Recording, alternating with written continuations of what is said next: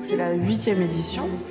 Et l'idée de départ, c'était déjà de créer quelque chose déjà dans la ville de mon enfance et de donner à Obernai ce que je faisais, donc revenir avec les artistes que j'avais rencontrés pendant l'année, imaginer des spectacles qui étaient aussi à l'image de ces rencontres, puis peut-être aussi imaginer une autre façon de faire vivre la musique.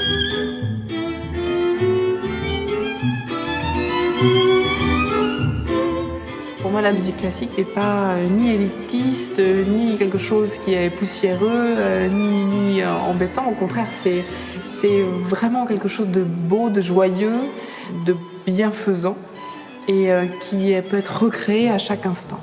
C'est ça aussi, c'est pour ça, ouvrir la musique à d'autres arts, la mêler à, cette année en tout cas, la danse, donc claquettes, danseurs hip-hop ou alors breakdance et danse flamenco ou jongleur, tout ça, c'est vrai que c'est des portes différentes et on accède à la musique aussi par ces portes différentes-là.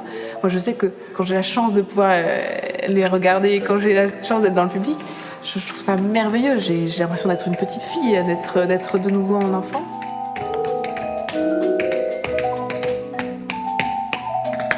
On est tourné vers les autres dans ce festival. On a juste envie que le public en profite au maximum. Et l'idée, c'est que tout Obernai résonne au son de la musique pendant la semaine du festival. Et concernant les bénévoles? C'est tout simple, c'est que le festival il n'existerait pas s'ils n'étaient pas là. Et j'ai vu leur nombre croître depuis le début et j'ai vu surtout leur professionnalisme croître aussi. C'est très familial, hein.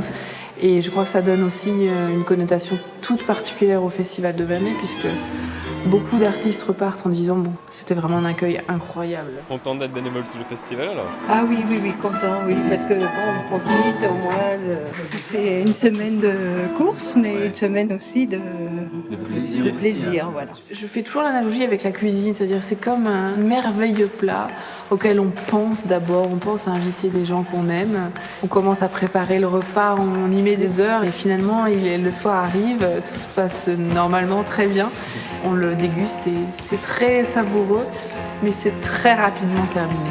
Et on n'a qu'une seule envie une fois que c'est fini, c'est de recommencer. Plein de vie et plein d'originalité, des sonorités formidables. Et ouais, on reviendra avec plaisir l'année prochaine. C'est un spectacle d'art vivant, quoi. Il faut que tout le monde participe, le public comme les interprètes. C'était vraiment chouette.